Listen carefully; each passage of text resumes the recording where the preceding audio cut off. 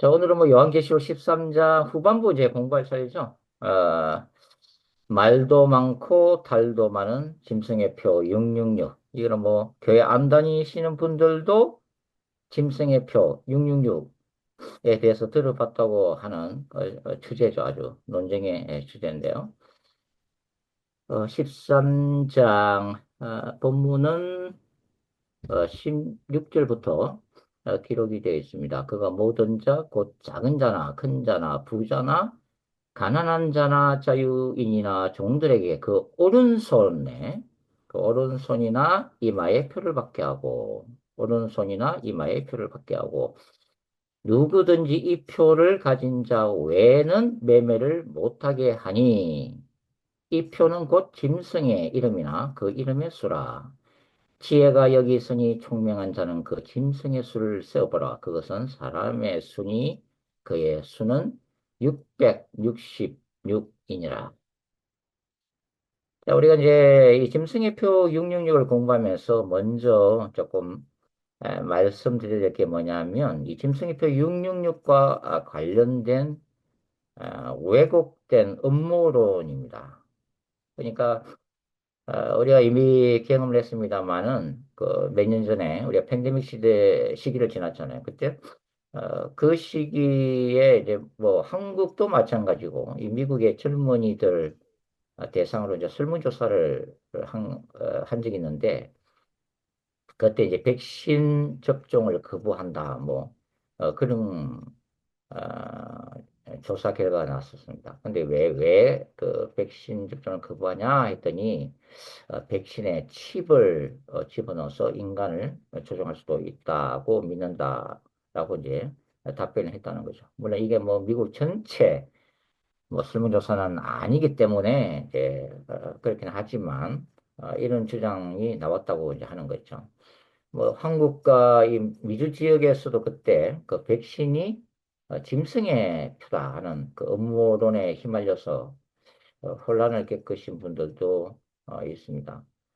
사실 몇 년 전에 이제 인터코 그 정식 그 집회에서 이 백신을 사탄의 역사로 이렇게 매도를 한 적이 있습니다. 그래서 그 인터코과 관련되신 분들도 이 백신 접종을 거부하는 그런 뉴스가 나온 적이 있습니다. 물론 이 백신 접종에 따른 그 의학적인 부작용도 솔직히 있는 것 같아요.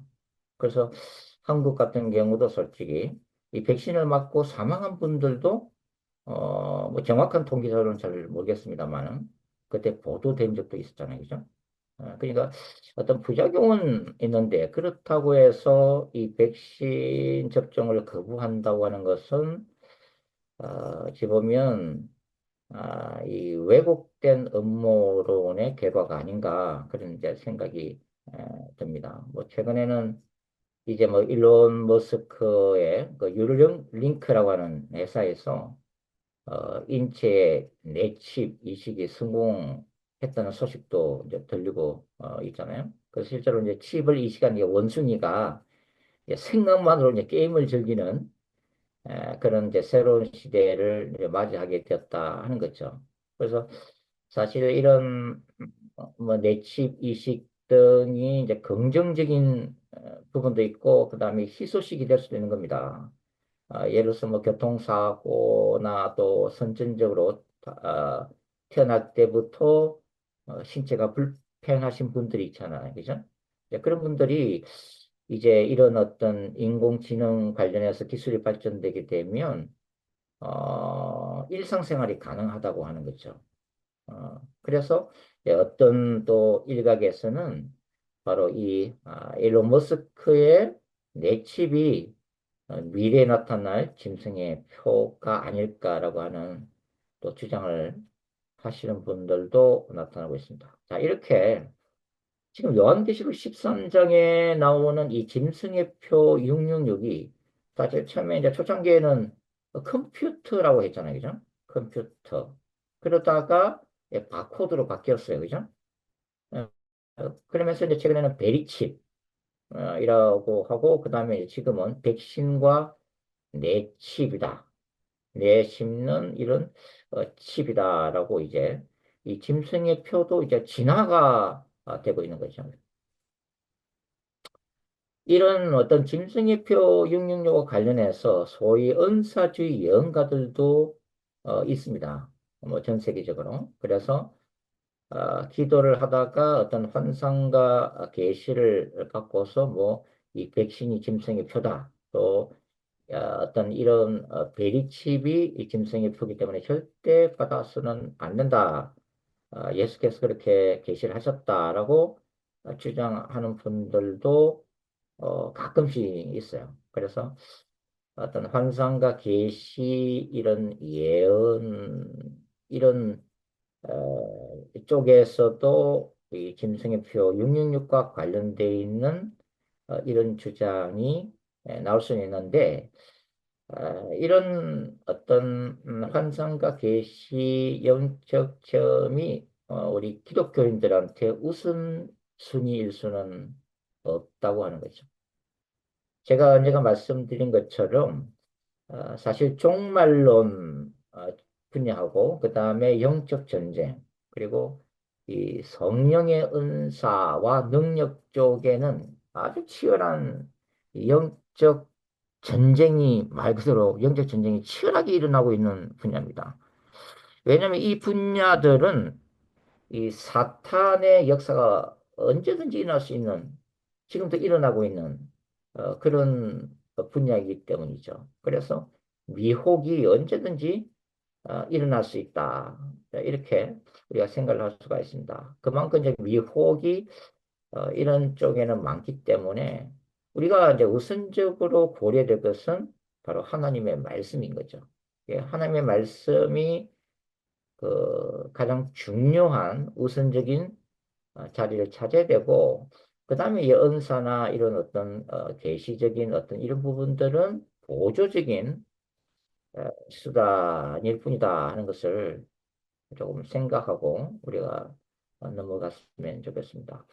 사실 이제 짐승의 표 666이 이제 백신이다, 뭐 베리칩이다, 뭐 뇌칩이다, 라고 이제 직접적으로 주장하는 이런 어떤 비성경적이고 극단적인 주장이 주로 어디 쪽에서 나오냐면은 세대주의 종말론에서 자주 나오고 있는 아, 그런 주장이라고 하는 거죠. 자, 여기 이 짐승의 표 666에 대해서 기독교는 그동안 어떻게 해석해 왔는가를 간략하게 제가 그 해석의 역사를 말씀을 드리도록 하겠습니다. 자, 초기 기독교라면은 보통 이제 1세기에서 3세기를 얘기를 하는데 여기 이제 초대 교회 때는 이 짐승의 표를 로마 제국과 관련해서 로마 황제와 관련해서 해석을 했습니다. 그리고 이제 조금 시기가 지나서 중세 때에 마틴 루터나 칼빈을 중심으로 해서 저빙글리나 이런 분들 종교 개혁자들이 일어나는 시기가 있었죠. 이 종교 개혁자들은 이런 짐승의 표를 상징적으로 해석하면서 당시 부패한 로마 캐톨릭 교회를 많이 의식을 했어요. 그래서 마틴 루터 같은 경우는 이렇게 교황을 바로 바다에서 올라오는 짐승으로 이해를 했다고 하는 거죠. 그러니까 이 짐승의 표라고 하는 것은 종교 개혁자들이 보기에는 이 교황권과 관련돼 있는 이런 카톨릭 세력이라고 하는 거죠. 자, 여기 대해서 이제 이 중세의 카톨릭 신학자들이 반발하기 시작합니다. 종교 개혁자들이 교황이 어, 바다에서 올라오는 짐승이다, 적그리스도다라고 이제 비판하기 시작하니까 이제 반작용으로 가톨릭 신학자들은 이 요한계시록 13장의 짐승의 표를 어떻게 해석했냐면은 크게 이제 두 가지로 이 나뉘어서 주장하는 학자들이 나타났다고 하는 거죠. 첫 번째가 과거주의적 해석입니다. 이 과거주의적 해석을 하는 가톨릭 신학자들은 뭐냐면 현재 교황이 짐승이나 적그리스도가 아니라는 것을 이제 어, 주장하기 위해서 이게 나오는 지금 짐승의 표는 1세기의 로마 황제와 관련되어 있는 것이다. 즉 과거에 일어난 예, 일이었다. 라고 이제 주장을 한 거죠. 또 한 분파가 바로 미래적 해석입니다. 미래적 해석은 아, 지금 우리 교황이 적그리스도가 아니라 적그리스도는 예수님의 재림 직전에 미래에 나타날 인물이다. 이렇게 주장을 했다고 하는 거죠. 그러면은 이제 현대에 와서 짐승의 표현을 어떻게 해석하고 있느냐? 아주 뭐 다양하게 해석하는 분들이 이제 신학자들이 많이 나타났다고 하는 거죠. 예를 들면 뭐 이 짐승의 표를 뭐 디지털 화폐다, 비트코인 같은 거요. 디지털 화폐다. 또 어떤 이는 뭐 생체 인식 기술이다. 그리고 뭐 AI 인공지능과 관련해서 이제 해석하는 분들도 있다고 하는 거죠. 그러니까 이런 분들은 이 짐승의 표가 어떤 개인의 경제 활동과 자유를 통제하는 어떤 수단으로서 상징적으로 해석을 하고 있는 거죠. 그 다음에 또 어떤 이들은 이제 이걸 글로벌 경제 시스템이다. 그러니까 세계 모든 사람들을 통제할 수 있는 글로벌 경제 시스템이 아니겠냐. 그죠? 여기 뭐 짐승의 표가 결국은 경제 활동과 관련돼 있잖아요. 물건을 사고 팔고 하는 이런 것과 관련돼 있기 때문에. 그리고 이제 마지막 때가 될수록 전 세계 이제 지구촌에 식량난이 이제 닥치잖아요. 그죠? 그래서 이런 것들을 통제할 수 있는 어떤 글로벌 경제 시스템이 아니겠느냐. 또 어떤 이들은 이것이 정치 권력이다. 그러니까 보이지 않는 그림자 정부, 이 딥스테이트라고 부르죠. 음모론에서. 이런 것을 말하는 것이 아니겠느냐. 그래서 뭐 일루미나티다 아니면은 앞으로 전 세계를 장악하게 될 소수 엘리트 계급이다. 뭐 이렇게 해석하기도 한다고 하는 거죠. 개혁주의 주석가들은 이 짐승의 표를 이 성경적인 진리를 왜곡하고 그 다음에 기독교 신앙을 타락시키는 세력을 상징한다. 그래서 어떤 배도 행위도 여기에 포함된다. 뭐 이렇게 보기도 합니다. 뭐 개혁주의 쪽에서도 이제 요한계시록 주석으로 유명한 이 그레고리 빌 교수님은 이 짐승의 표를 세속적인 권력과 물질주의로 해석을 하고 있는 거죠. 그래서 이 짐승의 표가 사람들을 경제적으로나 정치적으로나 종교적으로 통제하는 어떤 세력을 상징하는 것이다. 특히 이제 이 성도들로 하여금 하나님의 진리와 은혜에서 멀어지게 만드는 이 죄악된 세상이 줄 수 있는 어떤 영적인 유혹, 또 그로 인한 어떤 뭐 박해를 상징한다. 그러니까 한마디로 얘기하면 개혁주의 신학자들이 보는 것은 말 그대로 짐승의 표라고 하는 것은 반기독교 세력에 대한 상징이다. 이렇게 보고 있다고 하는 거죠. 자, 그러면 이제 짐승의 표가 과연 무엇을 말하고 있는가? 이제 좀 성경으로 돌아가서 한번 살펴보도록 그렇게 하겠습니다. 제가 이미 요한계시록 전체 구조론에서 설명을 했고, 그 다음에 숫자에 대해서 수비론에서 이미 여러분들한테 말씀을 드렸습니다. 그래서 이 전체 요한계시록의 구조 속에서 이 짐승의표 666을 문자적으로 해석해야 되느냐, 상징적으로 해석해야 거기에 대해서 제가 결론으로 뭐라고 말씀드렸어요? 상징적으로 해석을 해야만 한다. 그러면 그 이유가 뭐냐? 바로 요한계시록 13장과 요한계시록 14장의 대조적인 구조 때문에 그렇다라고 말씀을 드렸죠. 다시 한번 이제 우리가 뭐 확인을 해보도록 하겠습니다. 그러니까 이 요한계시록 13장 16절에서 그가 모든 자, 곧 작은 자나 큰 자나 부자나 가난한 자나 자유인이나 종들에게 자 여기 보시면은 이 작은 자, 큰 자, 부자, 가난한 자, 자유인, 종들에서 여섯 그룹이 나오고 있습니다. 여섯 그룹이 6이라는 숫자가 이게 나오고 있는데 여기는 이제 이 작은 자, 큰 자, 부자, 가난한 자, 자유나 종들은 짐승의 표를 받는 사람들이에요. 그래서 배도자들이나 아, 불신자들을 얘기하는 거죠. 거기에 대해서 이제 나머지 하나의 그룹은 바로 짐승의 표를 거부하는 신실한 크리스천이 됩니다. 그래서 이제 전체가 7로서 나타나고 7이 이제 완전수가 되는 건데 여기서 이제 이게는 지금 신실한 크리스천들이 빠지고 여섯 숫자 여섯으로 나타나 있는 거죠. 그 오른손이나 이마에 표를 받게 한다. 오른손이나 이마에 어떤 마크를 받는다 이렇게 돼 있어요. 그리고 이제 이게 대조되는 지금 환상이 뒤따르는 14장 뭡니까? 1절이죠. 또 내가 보니 보라 어린 양이 시온산 안에 섰고 그와 함께 14만 4천이 서 있는데 그들의 이마에는 어린 양의 이름과 그 아버지 이름을 쓴 것이 있다. 자, 이게 지금 굉장히 대조를 이루고 있다고 하는 거죠.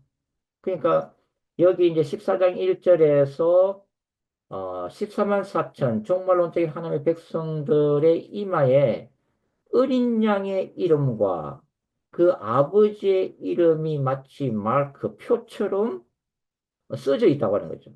그러면 이것이 우리가 이 14장 1절을 해석할 때에 상징적으로 해석할 수밖에 없다는 거예요. 왜냐하면 실제적으로 하나님의 백성들 이마 위에 뭘 새기는 게 아니니까. 결국은 이마에 어린 양의 이름과 그 아버지 이름이 쓴 것이 있더라 하는 것은 뭐냐면 바로 이들이 예수 안에서 하나님의 소유가 되었다고 하는 의미라고 하는 거죠. 신학적 의미죠. 이게 상징적인 의미라고 하는 거예요. 그렇다 이러면은 이와 대조되고 있는 뭡니까? 오른손이나 이마에 표를 받게 되는 이 불신자들을 마찬가지로 상징적이고 신학적으로 해석해야 된다고 하는 거예요. 기본적인 성경 해석이 그렇다고 하는 거죠. 그럼 결국은 오른손이나 이마에 실제적으로 어떤 표를 받는다는 게 아니라 어린 양의 이름과 그 아버지 이름을 쓴 이 종말론적인 하나님의 백성들과 대조되는 사람들로서 결국은 사탄을 숭배한, 사탄을 받아들인 사람들이라는 의미로 지금 사용되고 있다고 하는 거예요. 이게 우리가 성경을 해석할 때 꼭 기억해야 될 그래서 우리가 이제 일반적으로 이제 목사님들이나 신학자들이 성경을 해석할 때 가장 기본적으로 다룬 게 뭐냐면 첫 번째는 문맥의 흐름이에요. 문맥의 흐름. 어떤 한 구절이나 어떤 한 절을 그것만 딱 떼서 해석하는 게 아니라 그 단어나 어떤 구절이 전체 문맥 속에서 어떤 의미를 가지는가를 먼저 살펴야 된다고 하는 거죠. 그죠? 두 번째가 그게 이제 바로 이제 문맥이나 문학적인 구조라고 우리가 불러요. 그 다음에 이제 지금 구절이 기록되게 된 당시의 역사적인 배경. 그 다음에 이제 이 단어의 원어의 뜻이 과연 1세기에 어떻게 사용되는가, 히브리어든 헬라어든 그 원어를 찾아보게 되고, 그 다음에 이제 어떤 신학적인 관점을 가지고 해석하게 되는 거죠, 그죠? 그러니까 이런 어떤 문맥이라든지 이 문학적인 구조를 우리가 이런 것들이 성경 해석하기에 있어서 가장 기본이면서 가장 중요한 것입니다. 그래야 성경은 본문을 왜곡되게 비트는 일이 없다고 하는 거죠. 그래서 여기 나오는 이제 짐승의표 666이라는 것은 우리가 기본적으로 상징적으로 해석을 해야 된다고 하는 거죠. 그러면은 1세기 관점에서 볼 때, 자, 1세기 관점에서 볼 때, 이 오른손이나 이마에 표를 받는다는 게 과연 뭘 얘기하는 건가? 어떤 분들은 이게 당시 1세기에 로마 황제의 신전을 찾아서 제사를 하고 나면 그 다음에 뭐 시장에서 고기를 매매할 수 있는 어떤 특정한 표를 실제로 받았다라든지 또 고기를 싸게 살 수 있는 어떤 할인의 혜택을 받았다 뭐 이런 어떤 주장도 있습니다. 근데 뭐 저는 뭐 이제 이 명백한 어떤 역사적인 자료는 아직 발견을 못했는데 그런 전승들이 있다고 하는 거죠. 자, 그럼에도 불구하고 1세기 상황에서 보면 이 짐승의 표를 받는다는 것은 뭐냐면 로마 황제를 신으로 받아들이는 아, 그 숭배 행위 자체를 의미한다고 하는 거죠. 이게 로마 황제를 신으로 섬긴다는 자체는 여기 1세기에 이 짐승으로 표현되어 있으니까 로마 황제가 바다에서 나온 짐승이죠. 1세기 상황에서 보면 짐승을 숭배하게 되고 그 다음에 결국은 그 짐승 배후에 있는 용인 사탄을 숭배하는 거와 동일시 된다고 하는 거죠. 그러면 이걸 갖다가 이제 우리가 종말론적인 관점에서 보면 뭐예요? 불신자들이 마지막에 나타날 즉 그리스도를 메시아로 받아들이는 행위를 얘기하는 거죠. 그리고 그 배후에 있는 사탄을 숭배하게 되는 그 행위 자체를 얘기를 하게 되는 것입니다. 아, 그리고 이제 기독교인들이 이런 행위를 하게 되면 그걸 우리가 배도라고 부르고 있는 거죠. 그래서 데살로니가 후서 2장의 바울이 뭡니까? 불법의 아들이 에, 나타날 점에 배도 역사가 있을 것이다. 그렇게 이제 기록을 하고 있다고 하는 거죠.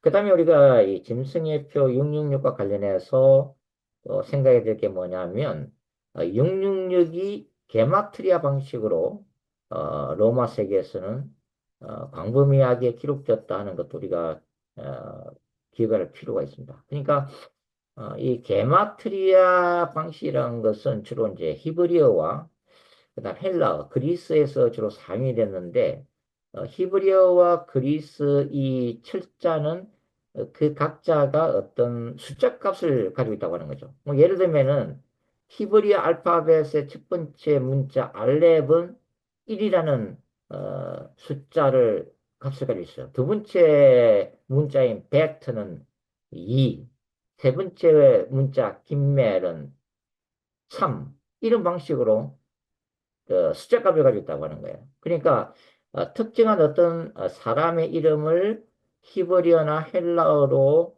기록을 하고 그 다음에 그 각자의 숫자값을 음, 따지고 합산을 해서 그 숫자를 가지고 어떤 은밀한 메시지를 전달을 했는데 이런 방식을 게마트리아 방식이라고 불러요.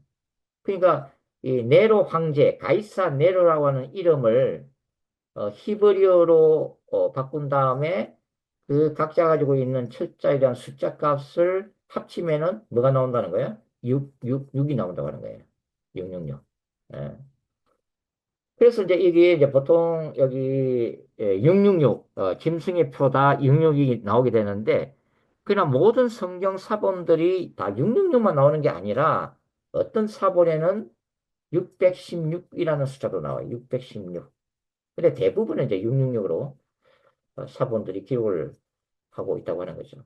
그래서 이 요한계시록 13장의 짐승의 표 666을 요한계시록을 갖다 세미나거나 뭐 설교하거나 하시는 분들 중에서 예전에는 이런 게마트리아 방식으로 역사적 인물을 다 해보니까 뭐 헨리 키신저도 뭐 숫자를 보니까 666도 나오고 뭐 히틀러도 뭐 666이고 뭐 막 그런 식으로 나왔잖아요. 그죠? 그러니까 이 게마트리아 방식이 1세기 로마 세계에 활용됐다는 것은 틀림없지만 이걸 어떤 특정 인물에다가 이게 끼 맞추다 보면 다 666이 나오는 거예요. 근데 나중에 제 생각에는 일론 머스크도 아마 누가 야 일론 머스크 이름을 이렇게 해보니까 666이 나왔다고 주장하는 분들이 있을 거야. 틀림없이. 어. 근데 이제 1세기 상황에서 이제 그이 네로 가이사 네로라고 하는 게마트리아식 그 666 이거는 지난 시간에 제가 말씀드렸다시피 당시에 도미티안 황제가 제2의 네로로 인식되기 때문에 사실 네로의 이미지가 곧 도미티안의 이미지와 일치하기 때문에 이렇게 받아들일 수도 있다고 하는 거죠. 자, 근데 또 한 가지가 이제 뭐냐면 666을 수비하기 위해서 보자 이거 말이에요. 666을 수비하기 위해서. 어, 그렇다 이러면은 보통 이제 하나님의 숫자를 표현할 때는 완전수 7을 쓰고 그 완전수 7이 세 번 연달아서는 777. 이 하나님의 완전수입니다. 또 어떤 경우는 888, 888을 하나님의 숫자로 썼다고 하는 거죠. 그러면 이 777이나 888이라고 하는 하나님의 완전한 수에 비해서 이 666은 것은, 666은 뭐냐면 하나가 모자란다는 의미에서 인간의 수를 의미한다고 하는 거죠. 인간의 수. 이것이 666이라는 세 개의 숫자가 나란히 이렇게 열거됨으로 인해서 결국은 이 사탄의 수로 어, 상징화 되었을 수도 있다. 이렇게 이제 생각할 수도 있겠습니다. 여하튼 간에 이랬든 저랬든 이 짐승의 표를 받는다고 하는 그 자체는 뭐예요? 로마 황제 숭배 그 자체를 상징화하고 있다는 것은 틀림없다. 이렇게 여러분들이 생각을 하시면 되겠습니다.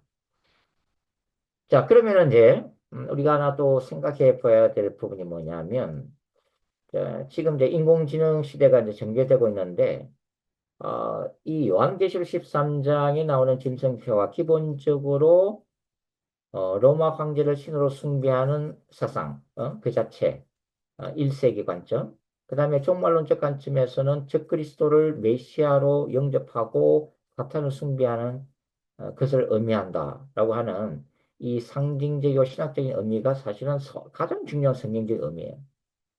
그리고 우리가 기억을 하면서 앞으로 인공지능 시대가 진행이 되면서 이 짐승의 표가 문자적으로 나타날 가능성이 전혀 없는가라는 것도 한번 생각해 볼 만합니다. 그 가능성은 열려 있다. 이렇게 어, 봐야 한다고 하는 거죠. 뭐 앞으로 이제 시대가 지나가면 이제는 뭐 이제 캐시도 이제 없어질 거죠. 캐시도 없어지고 크레딧 카드도 없어질 겁니다. 그죠? 그러면은 앞으로는 여하튼 어떤 형식으로든지 칩이 인간에게 이식이 될 거라고 하는 것이 과학기술자들의 90% 이상이 동의하는 앞으로의 시대의 전망입니다. 예. 왜 불편하게 크레딧 카드를 가지고 다니겠어요? 그죠? 몸속에다가 칩을 이식하면 그것이 뭐 일부 영국이나 어디서 지금 시도되고 있다는 얘기는 제가 들었는데 그것만 뭐, 이게 뭐 손바닥이든 손등이든 뭐 이마에다가 살짝 콩알 만한 걸 집어넣으면은 요것만 이거 아니면 다 이렇게 크레딧 카드처럼 결제가 될 수 있는 시대가 분명히 이제 올 거라고 하는 거죠, 이게. 이 시대의 흐름이라고 하는 거죠, 그죠? 그렇다 이러면은 우리가 외견상 활용도를 볼 때 어디에다 칩을 이식하는 것이 가장 좋은가? 손목이나 이마예요. 그죠? 손목이나 이마에 이식될 가능성이 가장 높습니다. 그죠? 어, 자, 그러면은, 앞으로 이제 뭐, 칩이라고 하는 게 어떤 그 사람의 어떤 기본적인 정보, 이제 금전뿐만 아니라 뭐, 여하튼 개인 어떤 메디컬 인포메이션까지 다 들어가게 되잖아요. 예. 그런 것뿐만 아니라, 앞으로 이 칩이 계속 진화가 되게 되면, 소위 말해서 이제 음모론이 나타나게 되는 거죠. 그 음모론이 뭐냐면, 앞으로 어떤 이 칩을 통해서 어떤 세계를 장악하고 있는 어떤 개인이나 조직이나 정부가 인간의 심리 상태까지 컨트롤할 수 있느냐 없느냐 하는 문제까지 나오는 거예요. 근데 그것이 가능할 수도 있다 쪽으로 기울고 있습니다. 예. 그러니까 어떤 칩을 원거리 조정을 통해서 인간의 심리 상태를 바꿀 수가 있다. 심지어 인간의 유전자에 어떤 영향을 미칠 수가 있다. 그래서 그 사람의 사고나 생각을 지배할 수 있는 칩을 통해서 오지 않을까. 이게 소위 말해서 이제 생쥐 실험을 통해서 어느 정도 입증이 됐거든요, 이게. 그래서 그렇다 이러면 미래적 종말론적 관점에서 볼 때는 적그리스도가 세계를 효과적으로 지배하기 위해서 첨단의 칩을 사용하지 말라는 법이 없다라고 예측할 수가 있다고 하는 거예요, 이게. 그러니까 지금 아까 말씀드린 일론 머스크가 이제 뇌에다가 심는 칩 단계까지 왔는데 지금 여기 이제 그 뇌칩이 심어 놓으면은 신체적 장애를 가지신 분들이 이 뭡니까? 이 심겨진 뇌칩을 통해서 인공적인 손발을 자유자재로 움직이고 그다음에 생각만으로 컴퓨터를 마음대로 조작할 수 있단 말이죠, 이게. 예. 그런데 이제 그 단계를 더 넘게 될 것이다. 일론 머스크는 지금 이제 뇌칩을 개발한 게 앞으로 인공지능이 전 세계를 지배할 그때를 대비해서 뉴럴링크를 셋업을 했고 그다음에 뇌칩을 지금 실험을 하고 있는 거거든요. 이거는 일론 머스크가 직접 밝힌 거예요. 그러면은 앞으로 인공지능이라는 것은 자기 학습을 통해서 자기 스스로가 계속 지식을 방대한 지식을 짧은 기간에 습득을 해 나가는데 인류가 따라갈 수가 없다고 하는 거죠. 그렇다면은 이거 그나마 인공지능을 대적하려면은 인간도 이 칩을 심고 그 칩에다가 방대한 정보를 갖다가 컴퓨터를 통해서 바로 입력을 해주겠다. 그러니까 외국어를 배우지 않았는데 그 뇌에 심겨지는 칩에다가 이 언어 능력을 전송해 주게 되면 배우지도 않았던 세계 각국 언어를 예를 들어서 자기도 모르는 사이에 이렇게 구사하게 되는 그런 방식을 얘기하는 거예요. 이제. 그런 단계까지 활성화되게 되면 아까 제가 말씀드린 것처럼 그 사람의 뇌 자체를 통제할 수 있는 시대까지 오지 않겠느냐 하는 것입니다. 네, 여기 이런 어떤 관점에서 볼 때 제가 예전에 그런 표현을 썼지만은 인공지능이 인류에게 수많은 혜택과 어떤 발전을 가속화시키는 것은 틀림없습니다. 그죠? 인간을 편리하게 만들고, 그래서 뭐, 앞으로 이제 인공지능 시대가 되면, 뭐, 인공지능이 인간의 노동을 다 대체하게 되겠지만, 그만큼 이제 실업자도 많아지죠. 그런 혼란기를, 깼게 되고, 그것이 사회적인 이제 문제가 되겠죠, 그죠? 그리고 아무리 뭐 대기업들이 인공지능을 투자해서 물건을 만들어내도 아니, 대량 실업자가 발생되면 그 물건을 살 사람이 없으면 무슨 소용이 있어요? 누군가 인공지능이 만들어낸 물건을 사줘야 대기업도 수익이 있을 거 아니에요, 그죠?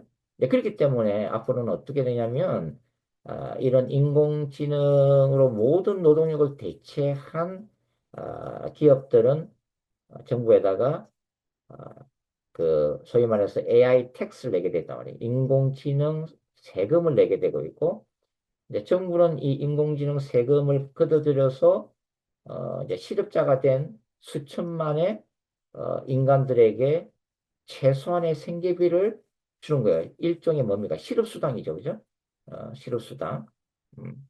일론 머스크는 앞으로 인간이 놀고 먹으면서 일은 안 하고 놀고 먹는 시대가 올 거라고 얘기를 하는데, 그거는 뭐 일부 뭐 계층이고, 대부분은 최저 생계비 수준에 머무르겠죠, 그죠? 국가에서 해도. 뭐 하여튼 뭐 그런 뭐 시대까지도 지금 예상이 되어지고 있는데 중요한 것은 인공지능 시대에 대한 어떤 핑크빛 희망적인 것보다는 역사적 비관주의다. 저는 그렇게 이제 말씀을 드렸죠.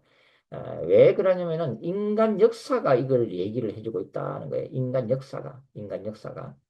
아, 이미 인류는 1차 세계대전과 2차 세계대전을 지나면서 인간이 얼마나 잔인해질 수 있는가를 목격을 했습니다. 인류의 유익을 위해서 개발된 다이나마이트나 이 원자력이 어떻게 무기화되어서 인간을 대량으로 죽일 수 있는 그런 결과, 끔찍한 결과를 초래했는지를 이미 경험을 했단 말이죠. 어, 그러니까 지금 뭐, 러시아 우크라이나 전쟁도 지금 다크호스로 떠오른 게 뭐예요? 바로 드론이잖아요. 그죠? 그 드론이 처음에 뭐 전쟁 무기로 개발된 게 아니잖아요. 그럼에도 불구하고 드론이 아주 중요한 전쟁 무기로 사용되고 있다고 하는 거죠.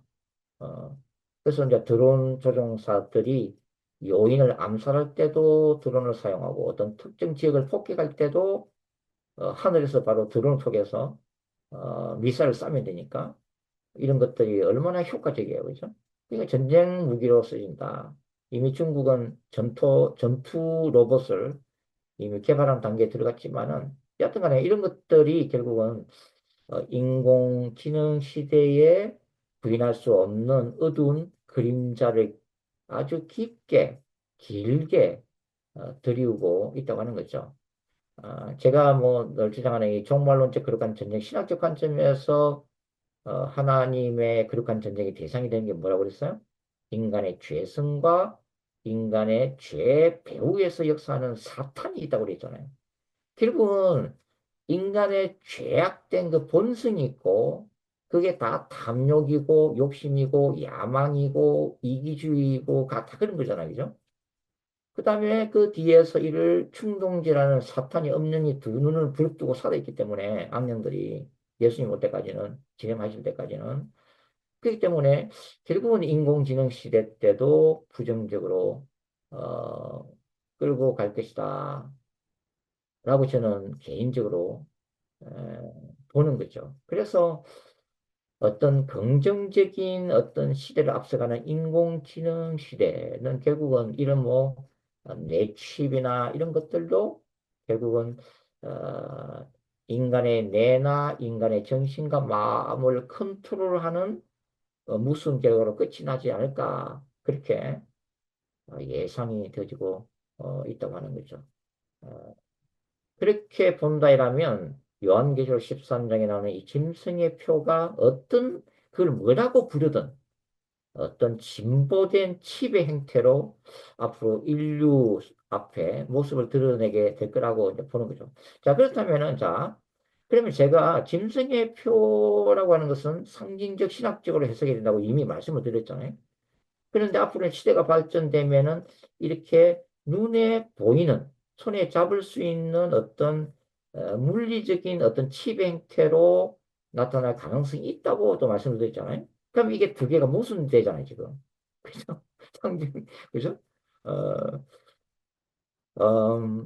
이 상징성과 이, 이 문자성은 서로 깊은 관계가 있습니다, 사실은. 아, 제가 그걸 조금 말씀을 이제 드릴게요. 왜냐면은, 자, 한번 보십시오. 이제. 자, 교회에 뭐, 초신자가, 어떤 불신자가 전도를 받아서 이제 들어왔다고 쳐요. 그러면은, 그 초신자를 이제 교회에서, 이렇게, 문답이든 뭐든 이렇게 해서 이제 복음을 전하게 되고, 그리고 어떤 순간에 그 초신자가 내가 정말 이제 예수님을 내 삶의 에, 구원자, 내 삶의 왕으로 영접하겠습니다라고 이제 결단하게 되면 어떻게 교회는 어떻게 해야 돼요? 세례를 주잖아요. 그죠? 세례를 준단 말이죠. 자, 그래서 이 세례라고 하는 것은 눈에 보이는 의식이란 말이죠. 그죠?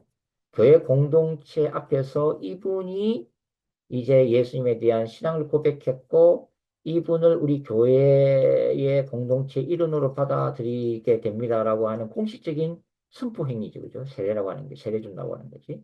근데 여기서 이분을 구원하는 게, 이뭐 물을 찍어서 세례를 주든, 그 다음에 깊은 물에다가 집어넣어서 침례를 주든 간에, 이 사람을 구원한 게 세례나 침례가 아니에요.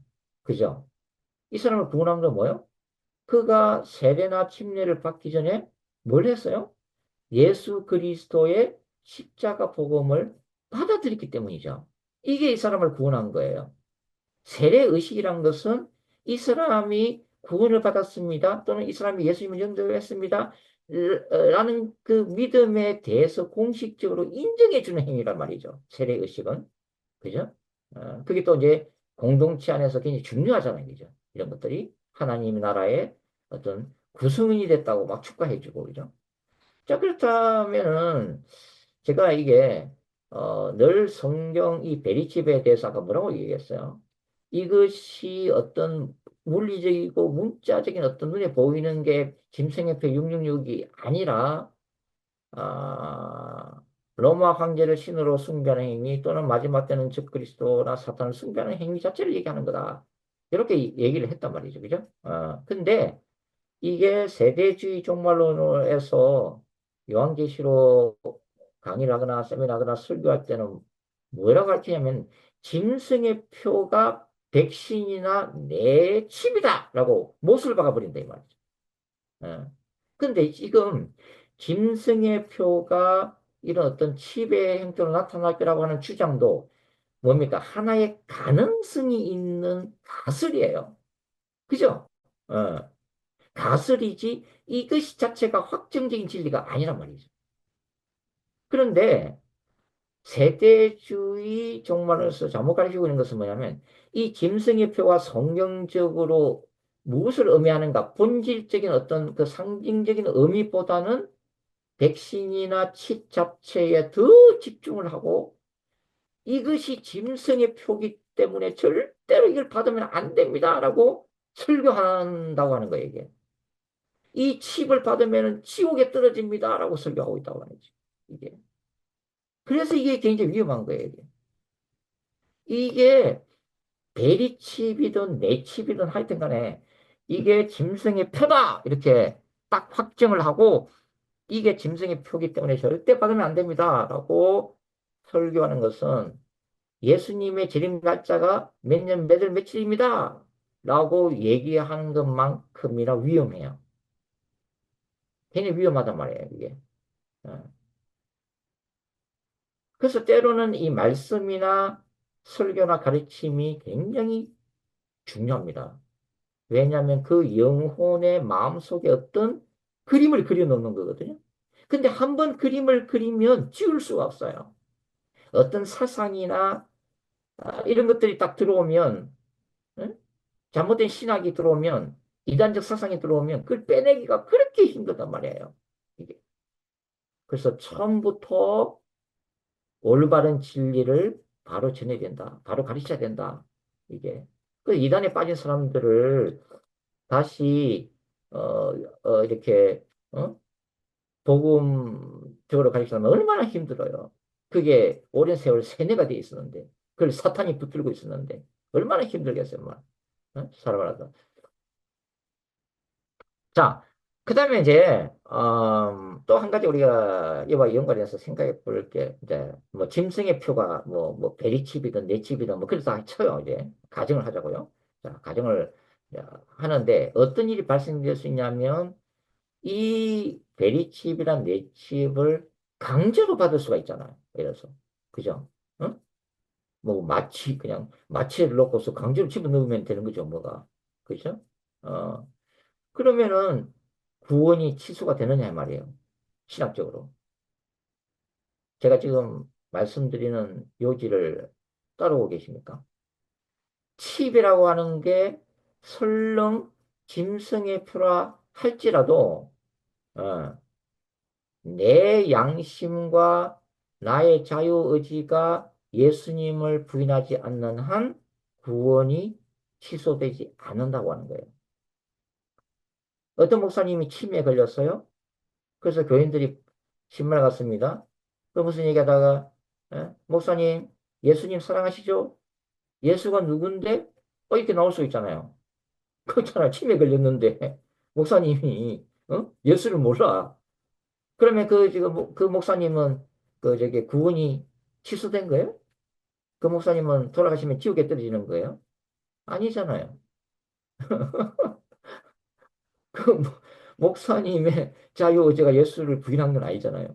어? 치매로 인해서 기억을 상실한 거지.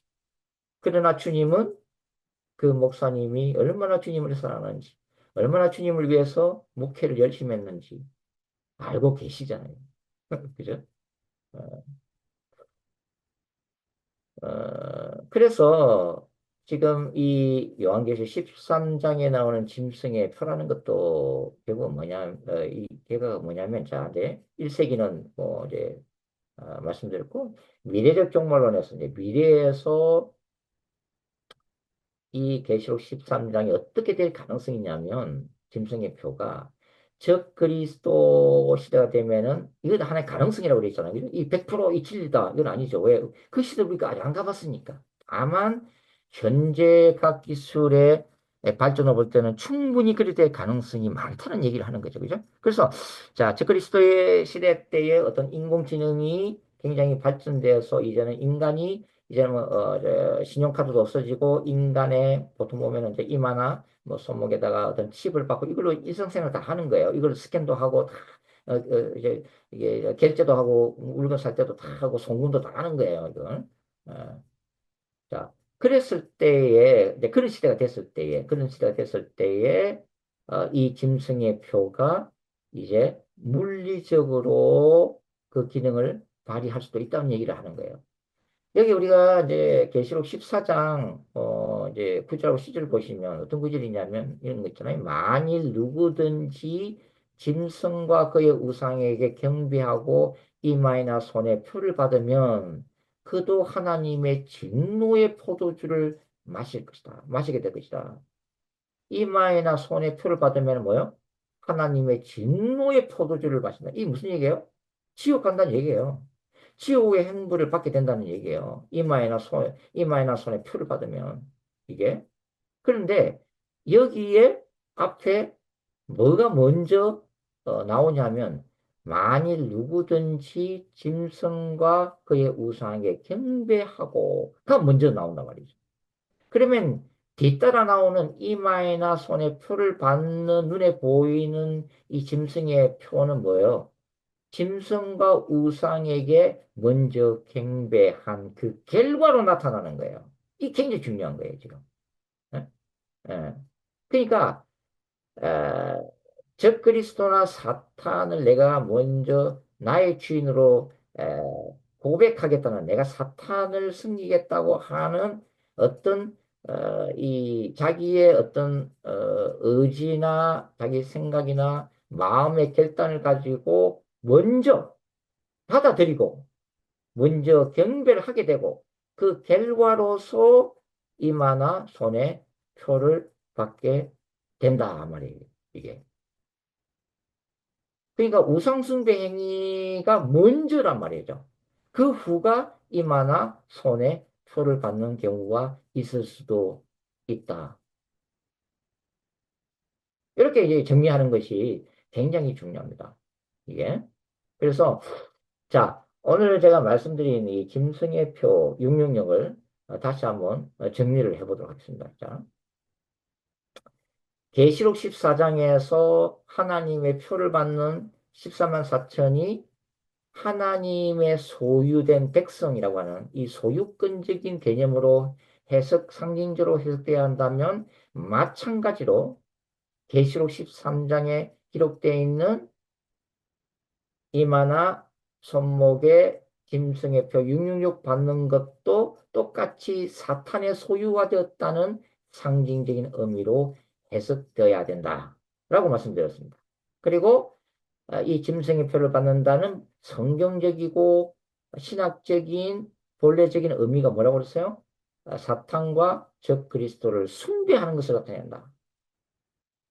자, 그 다음에 미래적인 베리칩이 짐승의 표가 될 가능성을 배제할 수는 없지만 베리칩을 짐승의 표로 확정하는 것은 비성경적이고 위험하다. 예. 그 다음에 이 베리칩을 받고 안 받고 자체가 천국과 지옥을 결정된다고 하는 어떤 이런 이 가르침을 자꾸 주게 되면 뭐가 왜곡되냐면은 십자가가 왜곡돼요. 왜냐하면 신자들의 구원은 어디에 달렸냐면 십자가 예수 그리스도의 십자가에 대한 믿음에 있는 거지. 베리칩에 있는 게 아니란 말이죠. 그러니까 베리칩 자체를 강조하게 되면은 십자가의 구원이나 십자가의 보일 자체가 약화되는 우려가 나온단 말이에요. 이게 신학적으로. 자, 설령 베리칩이든 내칩이든 간에 이걸 짐승의 표라고 가정할지라도 이 표를 받는 행위 이전에 뭐가 있어야 된다?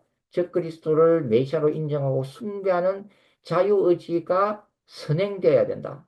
극단적인 경우에도 어, 자기의 어떤 이 선택이나 자유의지를 상실하면 뭐 아까 마취제를 하든지 그다음에 강제적으로 고문을 해가지고 억지로 뭐야 신하게 만든다든지 등등 어떤 이런 상태에서 이런 걸 받는다고 해서 신자의 구원이 취소될 수는 없다 이 말이에요.